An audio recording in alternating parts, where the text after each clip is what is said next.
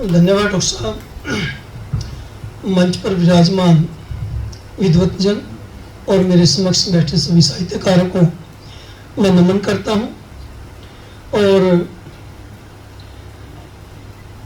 आज हम चर्चा करेंगे अजय सिंह राणा के कहानी संग्रह मकड़जाल पर। साहित्य में अपनी रचना धार्मिकता से अपनी एक अलग पहचान बनाने वाले अजय सिंह राणा ने उपन्यास और कविता के बाद कहानी की ओर कदम बढ़ाया है। इनके उपन्यास तेरा नाम इश्क जो है हरियाणा साहित्य अकादमी द्वारा पुरस्कृत हो चुका है। इनका काव्य संग्रह भी पुरस्कृत हो चुका है। अब जो कहानी संग्रह मकड़जाल आया है, इसमें इनकी 7 कहानियां हैं। ये कहानियां किताब में प्रकाशित होने से पूर्व ही किसी न किसी रूप में चर्चित रही हैं। इसका जिक्र पुस्तक में किया भी गया है। इस संग्रह की 7 कहानियां पढ़ने के उपरांत यह कहा जा सकता है कि इन कहानियों की भाषा में अजीब सा नशा है, जिसके वशीभूत होकर पाठक कहानियों में खो जाता है। और जब वह प्रकृति का चित्रण पढ़ता है तो शब्द जैसे लय ताल के साथ नाचने लगते हैं। प्रकृति अपने नैसर्गिक सौंदर्य के साथ पाठक के भीतर उतरती चली जाती है। कहानी अनसुनी आवाजें की भाषा, उसकी एक वानगी देखिए। इंसानी रिश्तों और इच्छाओं से भरी एक दुनिया है जहाँ एक सुकून है। ये नेचर ही रियल गॉड है। हमें पहले अपने मन के पहाड़ को तोड़ना चाहिए, जिसमें सिर्फ स्वार्थ है। स्वार्थ प्रेम नहीं है, लेकिन स्वार्थ को हम प्रेम मान बैठे हैं। प्रेम के सही मायने समझिए, जिंदगी समझ में आ जाएगी। यह कहानी प्रकृति के सौंदर्य को बचाए रखने का भरसक प्रयास है। कहानी में पात्र का यह कहना कि हम इंसानी रिश्तों से तो प्यार करते हैं, लेकिन जिस प्रकृति की पनाह में हम जी रहे हैं उससे हर पल नुकसान पहुंचा रहे हैं। यह शब्द मात्र शब्द नहीं है, बल्कि एक कटु सत्य है। यदि हम आज नहीं चेते तो प्रकृति अपने विकराल रूप में आते देर नहीं लगाएगी। मनुष्य के स्वार्थ पर प्रकृति की जीत की यह कहानी हमारी चेतना पर दस्तक देती है, हमें सोचने समझने के लिए विवश करती है। इन कहानियों में लेखक एक शिल्प की भांति पात्रों के मनोभाव को बड़ी शिद्दत के साथ गढ़ता है। एक एक संवाद बहुत ही अर्थपूर्ण होता है। क्या करोगे नाम जानकर? बिना नाम के रिश्ते ज्यादा खूबसूरत होते हैं। इस वाक्य के अपने ही मायने हैं। नंदनी का साथ यहीं तक था, लेकिन रूह से वह अंतिम श्वास तक उसका रहेगा, वह भी उसकी। इन कहानियों के कथ्य की बात की जाए तो सभी कहानियों के केंद्र में प्रेम है। प्रेम भी शारीरिक नहीं बल्कि आत्मिक। जब रूह से प्रेम होता है तो प्रेम अमर हो जाता है। कहानी मकड़जाल मानव मन के अंतर्द्वंद्वों का यथार्थ चित्रण है।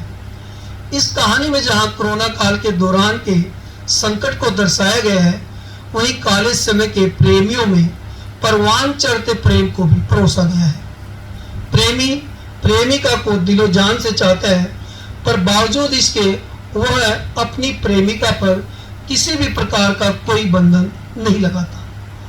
जब वह उसे प्राप्त नहीं कर पाता, तब भी उसके दिल से यही आवाज निकलती है, सामाजिक रिश्तों की जरूरत जिस्म को शायद होती हो, रूह को बिल्कुल भी नहीं। तुमसे रिश्ता निभाने के लिए मुझे किसी सामाजिक बंधन में बंधने की जरूरत नहीं। कहानी अननोन ऑथर में लेखक दर्शाता है कि जब मनुष्य रिश्तों को दरकिनार कर केवल धन दौलत को ही जिंदगी मान बैठता है, तो उसके पीछे अपना कितना कुछ गंवा बैठता है। शायद उसका आभास उसे बहुत देर बाद होता है। कहानी पाठकों की आंखों के सामने चलचित्र की भांति चलती है। कहानी अंतहीन सफर का सफर प्रेम की पगडंडियों से होते हुए आगे बढ़ता है, परंतु सब कुछ मन चाहा हो जाए ऐसा जरूरी तो नहीं। वैसे भी किसी को पा लेना तो प्रेम नहीं, उसके लिए त्याग करना भी तो प्रेम है। एक संवाद से पूरी कहानी का भाव स्पष्ट हो जाता है। अभय सब कुछ छोड़ निकल पड़ा था एक अनंत सफर पर। अब कोई मंजिल नहीं थी, सिर्फ था तो एक सफर। वह न होकर भी उसके साथ थी। उनकी यह कहानी आज तक का चैनल है, उस पर प्रसारित हुई है। प्रेम रस में डूबी ये कहानियां पाठक को एक अलग ही आनंद से सराबोर कर देती है। कहानी बिखरे सवाल, अनेक ज्वलंत प्रश्न खड़े करती है, और शायद ये प्रश्न खड़े करना ही लेखक का उद्देश्य भी है। कश्मीर समस्या कहीं न कहीं आज भी भयावह रूप में हमारे सामने खड़ी है। आतंक की काली छाया न जाने कितने ही लोगों के जिंदगी में अंधेरा फैला रही है, उनकी हंसती खेलती जिंदगी को तबाह कर रही है। एक उदाहरण, इन ढह चुके घरों में दो सभ्यताओं की तहजीब भी दफन हो चुकी है। ये कश्मीर के बारे में इन्होंने लिखा है। कोई भी धर्म निर्दोष लोगों को मारने की इजाजत नहीं देता। लेखक का भी मानना है कि धर्म इंसानों को जोड़ने की सीख देता है, तोड़ने की नहीं। तुम तक नए कलेवर की कहानी है। कहानी उस वक्त पाठक के मर्म को छूने लगती है जब कहानी की पात्र मीरा चालाकी से अपने पति को धोखा देती है, जिसने मीरा को पाने के लिए समाज, परिवार सबसे टक्कर ली। समाज में जात पात के अपने दुर्ग हैं, पर वह उनकी भी परवाह नहीं करता, लेकिन वही लड़की उसकी भावनाओं की कोई कदर नहीं करती। कहानी परछाई में एक बेटी के पिता के माध्यम से उस दुख को व्यक्त किया गया है जो एक सभ्य समाज के माथे पर कलंक जैसा है। इसी सभ्य समाज के इज्जतदार कहे जाने वाले लोग दूसरे की बेटियों को अपनी हवस का शिकार बनाते हैं और फिर अपने पैसे के बल पर कानून से भी बच निकलते हैं। ऐसे ही लोगों के काले कारनामों की कथा है परछाई। पर इस कहानी में एक पिता द्वारा पात्र आकाश को यह बताना कि मेरी बेटी तुमसे प्यार करती थी, यह भारतीय समाज में समाज के पूर्व निर्धारित पैटर्न के अनुसार स्वाभाविक प्रतीत नहीं होती। यदि एक माँ यह बात कहती तो शायद बात बनती, लेकिन मेरा यह मानना है कि समाज इस परंपरागत सोच से आगे बढ़ गया है। बाकी कहानी का अंत फिर उसी प्रेम के साथ होता है। बात भाषा की, कहानियों में बिंबों, प्रतीकों और अलंकारों से शब्द सौंदर्य इतना सुंदर बन जाता है कि कहानी पाठक बीच में छोड़ ही नहीं सकता। और कल्पना लाजवाब। हर कहानी के अंदर इन्होंने बहुत ही सुंदर कल्पनाओं के माध्यम से कथाओं को बुना है। हर कहानी अपने उद्देश्य को स्पष्ट करती है।